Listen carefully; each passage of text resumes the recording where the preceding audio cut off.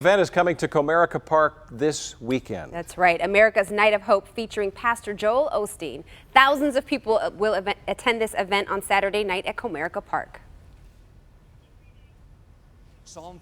Joel Osteen is pastor of Lakewood Church in Houston, Texas, said to be America's largest non-denominational church with tens of thousands of people attending service each and every Sunday. You may watch this broadcast right here on Local 4 every single Sunday morning at 7:30. And Joel and his wife Victoria, who's co-pastor of Lakewood Church, are going to be here in studio with us, and we want to talk to them in just a moment.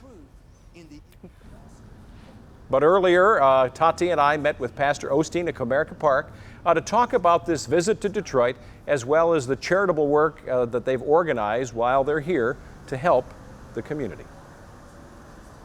We bring several hundred volunteers to help the community, to work with the different nonprofits that are already doing great work. So we'll come in and maybe clean some schools, do some landscaping, do some painting, but it's important to us to show we're not just here in word, but to be here in, indeed in action as well. So it's an important part of our ministry.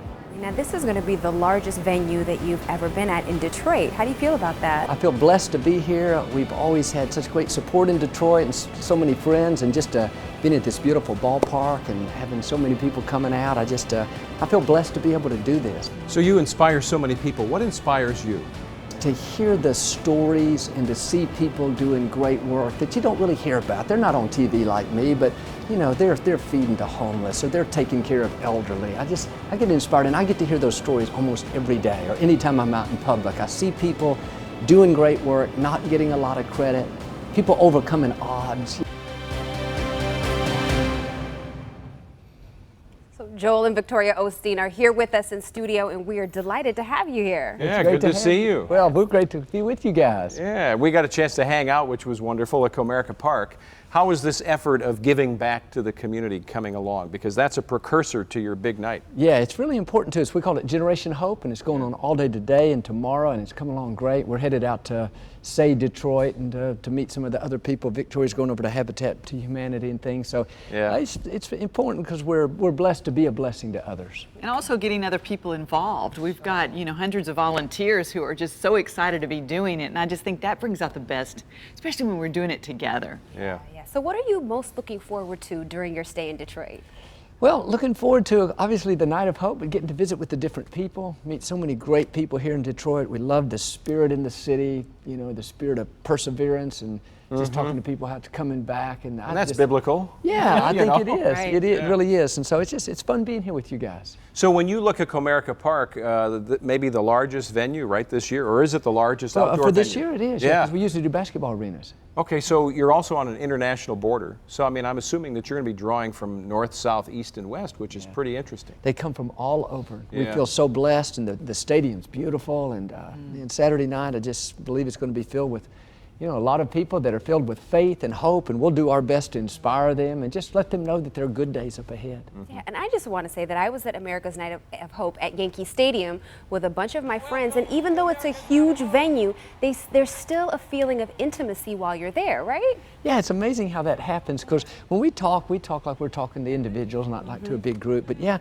there's just something, I said it earlier, when you put 30, 40,000 people together that are excited and full of faith, there's just there's an expectancy in the air.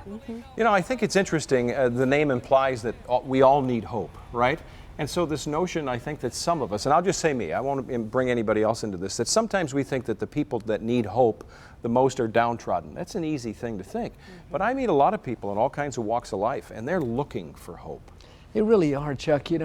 Everybody, whether you're, up or down or black or white or rich or poor, we all face challenges, health, relationships, and I've met some of the people that are smiling on the outside are really hurting on the inside. So I think we all need it. Life tries to push us down, but again, the message of the gospel of Christ, our message is to lift people up, to tell them, yeah, we have difficulties, but God gives us strength in those tough times. So do you think that your message of hope is what has you be such a popular pastor? People watch your TV shows, you've got your tour. I know I tune into your show in the mornings. So yeah, I think it's a big part because, again, there's a lot of negativity in the world. There's a lot of, people already feel guilty enough by what they've done wrong and regrets. And when you come along and tell them that, you know what, you can overcome the past, you can let go of it, you can have a new beginning, I think that resounds with what God put on the inside, that we're not supposed to get stuck. He knew we'd make mistakes. He knew we'd have difficulties. But when you live from that positive attitude of faith, your life goes better. You know, sometimes it's a matter of just making small adjustments in your thinking. And I think that's what Joel's a master at, is to remind us to be grateful, to remind us that if we can make small adjustments, even in our thinking, the smallest adjustment can make some of the biggest differences, you know, because we want everyone else to change. We want every situation to change, but when we change, it's amazing how things begin to look different. Well, let's talk about adjusting, because you take your 2 kids with you. Your whole family travels a lot of the time, right? Yeah. How does that work? Yeah, our family has always traveled. We've been doing this for the last 10 or 11 years, 12 years. And so they were young. I think our daughter was 4. Now they're 21 and 17. So they've been with us. They've been a part of it. You know, the key is we gave them a job. Said, you know, take ownership of this job. And so they're still with us today. And they love the ministry. And we feel really blessed. Okay, so tell us about some of the places that you guys have traveled to. Well, we've gone all over. We've been to the Dominican Republic with our kids. We've been to South Africa and spent time in Israel. And so we've taken the Night of Hope around the world. And our kids, as Victoria said, their job is they love music. So they'll get up there and help lead and sing, and so we feel blessed to be able to do this. And most, if not all of these trips are because of the Osteen family missions then, right? Yeah, that's exactly right. And we partner with a great organization called World Vision, where we sponsor children. We, through the ministry, have sponsored 10, 20,000 people, children in other countries, and so we just believe in, again, I said it earlier, we're blessed to be a blessing. I mean, all of us, Chuck and Toddy, in this country, in a sense, we're all so blessed. You know, when you travel places where they don't really have food or running water or civility, they don't have structure, you know, the wars and stuff. So we feel like we can all make a difference. And in many of those countries, and we see it in your work, Victoria, working with women is very important to you, right? Oh, it is. And we love working with World Vision because they have a pattern. They've already got their systems in place. They go in, when you sponsor a child, you're not only sponsoring a child, but you are taking, you know, a vocation to the women. They teach them how to bake, how to sew, how to sustain themselves, to bring income into their family.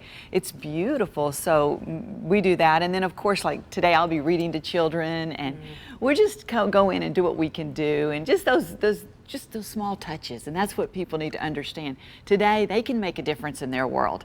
They can touch someone, they can compliment, they can take their neighbor, you know, just check on their neighbor, or take them a dinner or something. So we all can make a difference, and I really think we're at our best when we're making a difference.